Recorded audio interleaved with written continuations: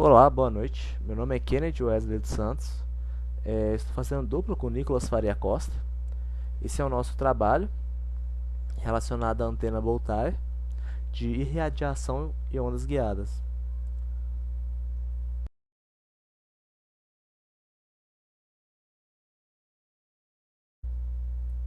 Bom, fazendo uma breve introdução sobre antenas. A antena é um dispositivo elétrico passivo cuja função é maximizar a conversão de energia elétrica em energia eletromagnética. Em outras palavras, quando bem projetada, a antena permite que a transição de uma onda eletromagnética confinada para uma onda eletromagnética num espaço aberto seja efetuada de modo eficiente.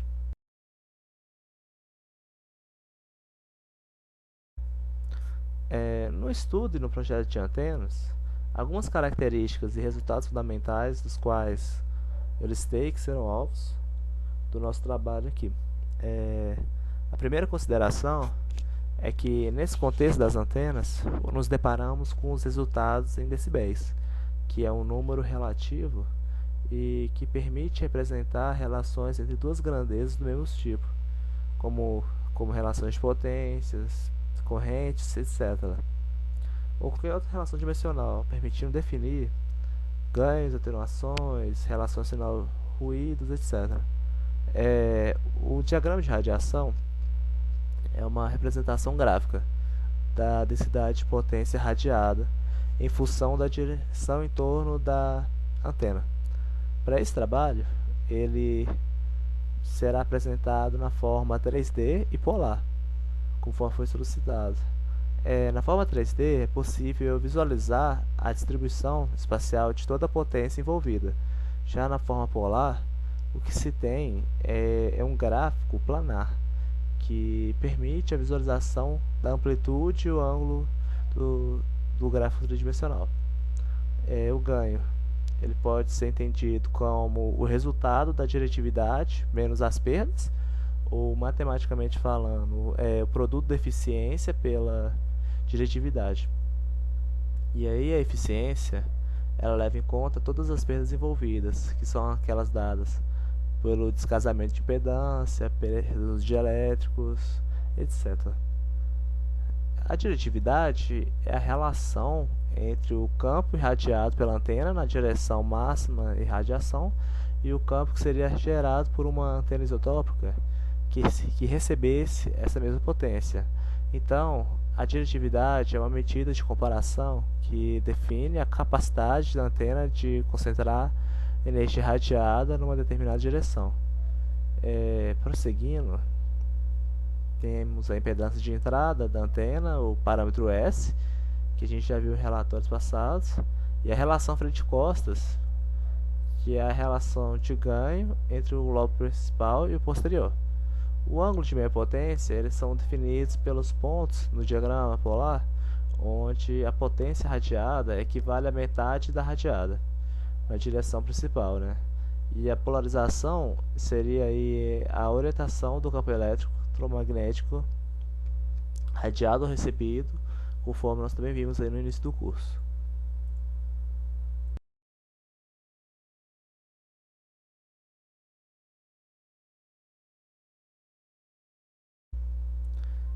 É, Bom, sobre os tipos de antena, aqui estão algumas. As antenas filamentares que estão presentes em todos os lugares, sejam automóveis, prédios, navios, naves especiais, etc. Tem as antenas de abertura, que são muito úteis para aplicações aeronáuticas espaciais, e tem as antenas de microfita, que basicamente elas consistem em uma plaqueta metálica colocada sobre o extrato aterrado. E essa plaqueta pode ter diferentes configurações, no caso da imagem retangular ou circular. Bom, a nossa antena, como eu disse, é a bow tie.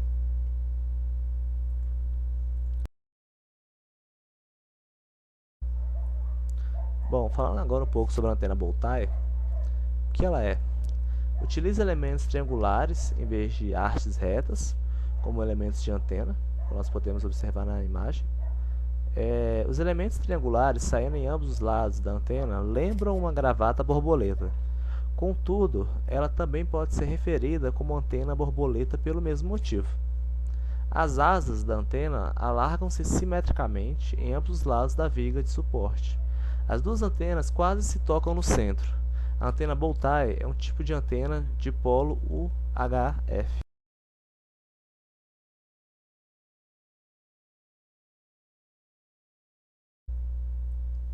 Aqui nós listamos algumas vantagens de aplicações e algumas desvantagens.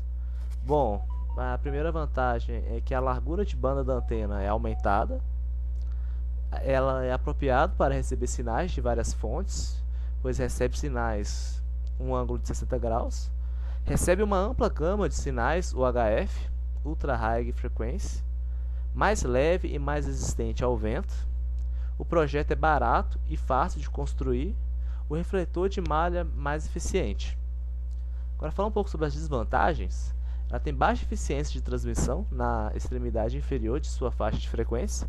Não é adequada na detecção de sinal de RF, radiofrequência.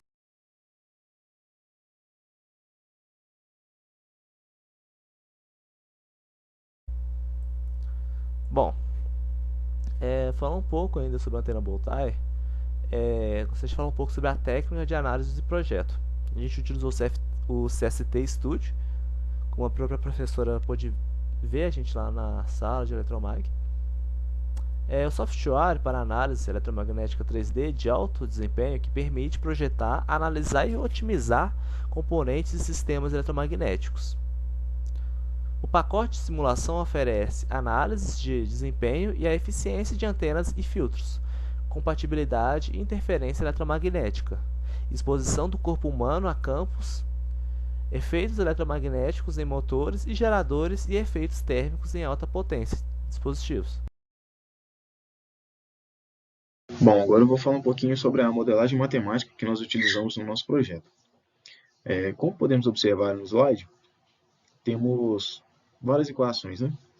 Para a frequência de ressonância e para o comprimento lateral da nossa antena, que seria esse parâmetro A, né? o lado do triângulo da nossa antena. Nós podemos projetar, então, essa antena aí calculando esse parâmetro A. Entretanto, cada tipo de antena pode ter mais de uma equação para calcular esse parâmetro A, porque os parâmetros das equações são obtidos aí de maneiras empíricas. Então, com o passar do tempo, vários modelos foram sendo criados, né? E esses modelos, em grande parte, ele vai atender o projeto, mas também pode ser que não atenda, né? Então, através de pesquisas, nós encontramos essas equações para calcular o comprimento lateral, né? Onde o C é a velocidade da luz, o FR é a frequência de ressonância, que nesse caso aí, né, nós escolhemos de 2.45 GHz, que seria a frequência de operação da nossa antena, né? E esse epsilon que está dentro da raiz quadrada aí seria o epsilon relativo do material que está sendo utilizado, né? Que no nosso caso é o FR4, que possui a permissividade relativa de 4.4. Então, dividindo aí o triângulo, né, no meio e fazendo um triângulo retângulo, nós encontramos aí o valor desse parâmetro A de 59 milímetros, né? Então, o triângulo isósceles dos dois lados aí, ele teria, no caso, o nosso triângulo retângulo, né? A altura dele seria de 41,7 e a base dele também seria de 41,7. Então, agora mudando para os nossos triângulos isósceles, né? A metade da antena aí, né? Considerando todo o tamanho dela, nós teremos a base com 83,4 milímetros, a altura de 41,7 milímetros e o lado do triângulo aí, né? Medindo 59 milímetros. Agora, para realizar a simulação, né, nós precisamos de atingir alguns critérios que foi pré-estabelecido pela professora, né, que seria a impedância de entrada de 50 ohms, o parâmetro S11, que seria o nosso coeficiente de reflexão, de menos 10 dB na frequência de operação, que nós escolhemos de 2.45 GHz, e um elevado valor de ganho.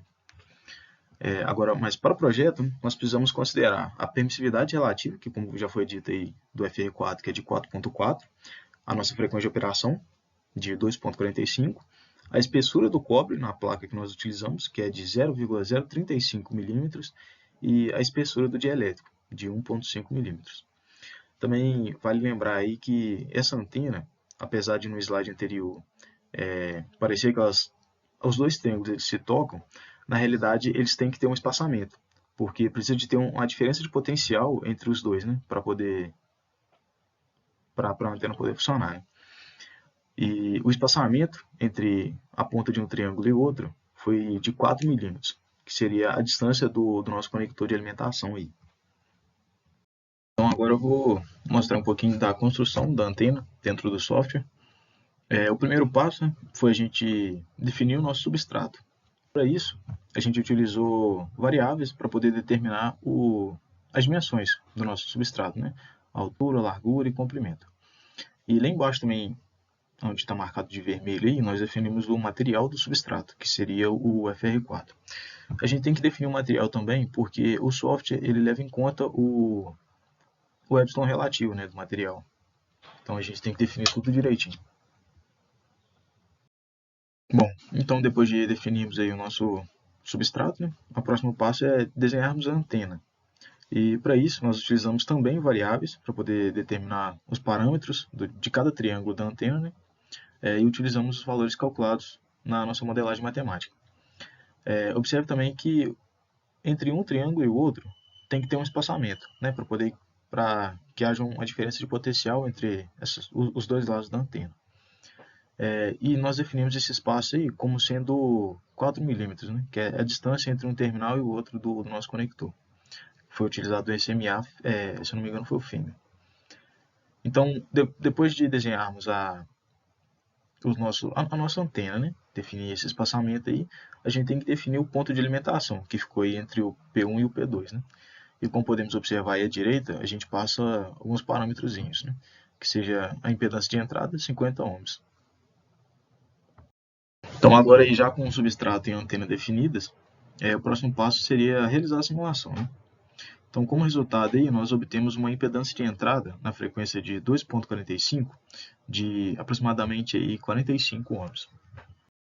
Agora também na frequência de 2.45, né? Agora o nosso parâmetro 11, né? Nosso coeficiente de reflexão deu de menos 4 dB, né? Que o desejado lá foi no mínimo 10, né? Então já vimos aí que não conseguimos atingir os objetivos, né? E analisando aqui então o nosso diagrama de radiação 3D e na forma polar da nossa antena dimensionada, nós podemos observar aí no diagrama 3D como é que funciona, né, a irradiação desse sinal. Por se tratar de uma antena omnidirecional, fazendo um corte aí no plano X e Y, né, nós temos que ela vai mandar para todas as direções. E isso faz aí com que o ganho seja realmente baixo, né? É meio característico desse tipo de antena. O valor máximo que nós alcançamos aí foi de 2.83 dBi. Agora analisando aí o nosso diagrama polar, nós podemos observar que o nosso ângulo de meia potência, né, ele ficou sendo de 123,4 graus. E o ângulo aí que teve a máxima irradiação desse sinal foi um ângulo de 306 graus. Né? Nós podemos observar também, através desses diagramas, que por se tratar de uma antena omnidirecional, a nossa razão frente-costa ela seria igual a 1, né? Tendo em vista que a radiação dela seria meio que simétrica, independente do corte que você faça aí, seja no plano XY ou no plano YZ, então ela seria simétrica. Agora podemos observar aqui que para o ganho, né, os diagramas de radiação 3D e polar, eles não mudam muita coisa. Né? Nós alcançamos aí um ganho máximo aí de 2.69 dB, né? E nós podemos observar que o diagrama de radiação 3D, que os locais de máximos e mínimos, eles acompanham os locais de máximos e mínimos de diretividade do slide apresentado anterior. Né? Agora, no diagrama polar aí, nós podemos ver que o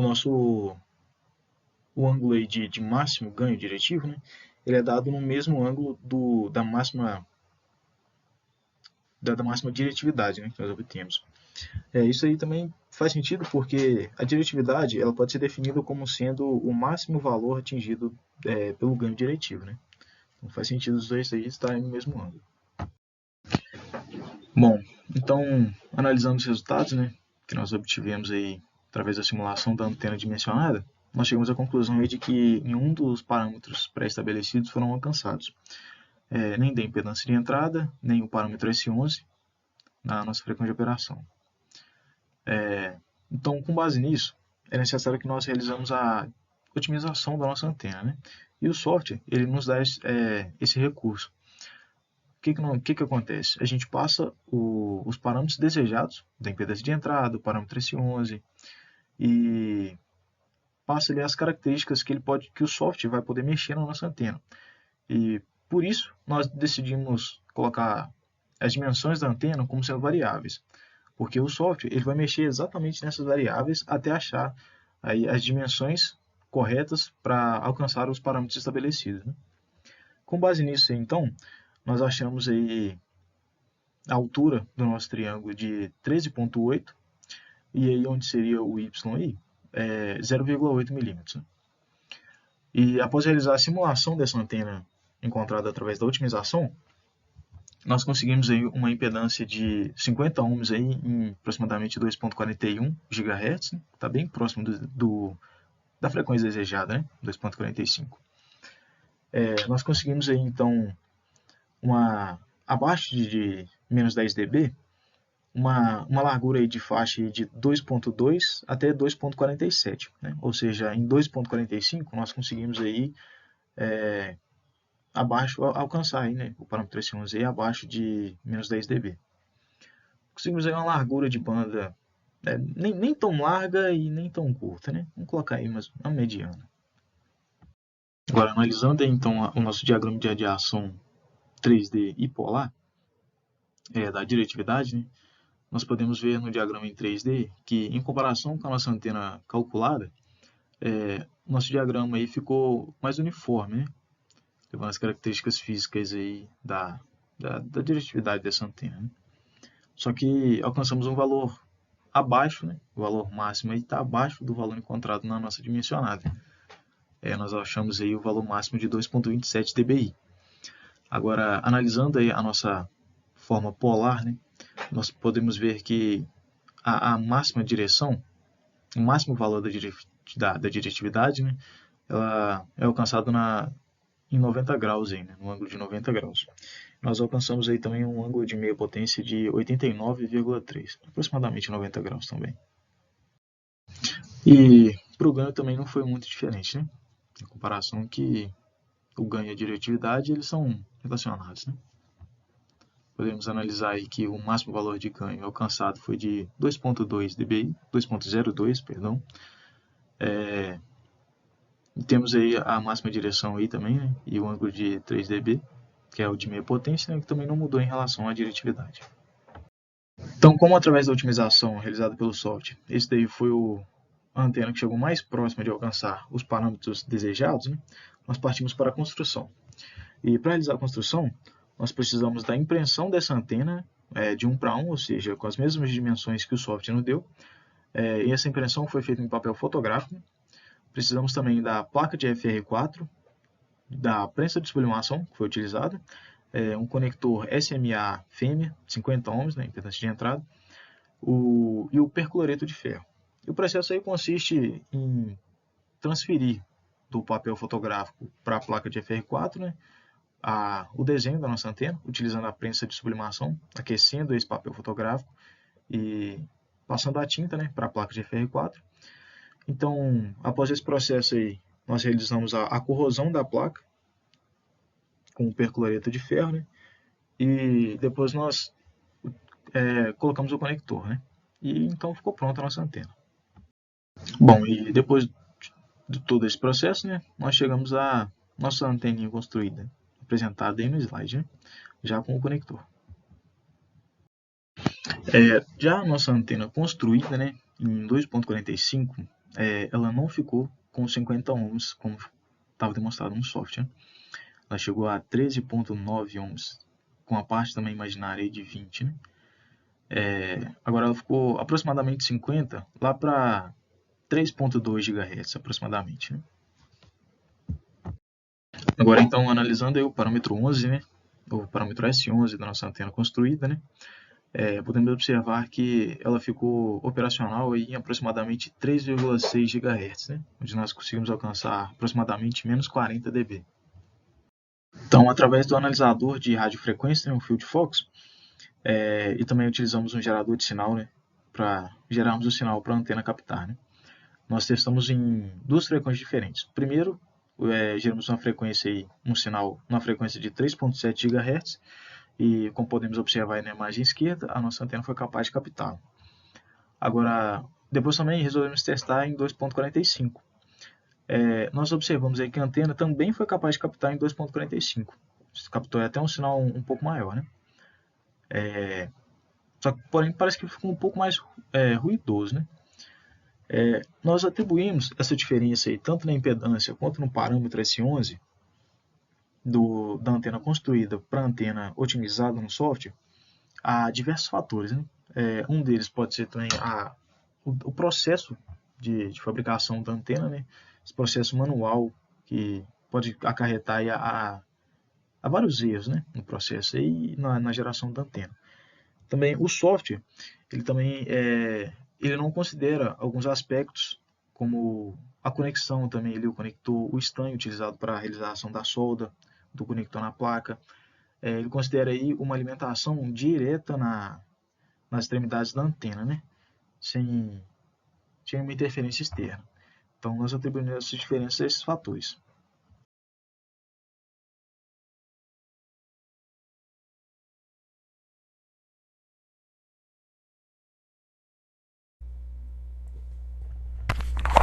Portanto, com este trabalho, foi possível identificar as características de operação da antena Boltaire, o que explica suas vantagens e desvantagens.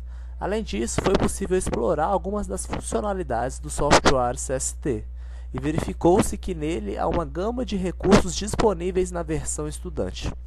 Através de pesquisas, vimos que não há muita diferença na maneira com que a antena Boltaire é polarizada, seja polarização circular ou linear.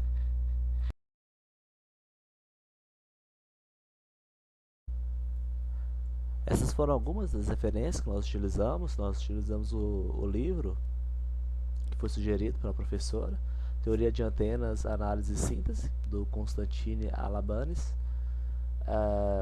Utilizamos também as notas de aula da matéria de radiação e ondas guiadas e alguns outros livros e artigos que foram mencionados também, ao qual nós podemos ver. E é isso, assim se finaliza a nossa apresentação do trabalho de antenas.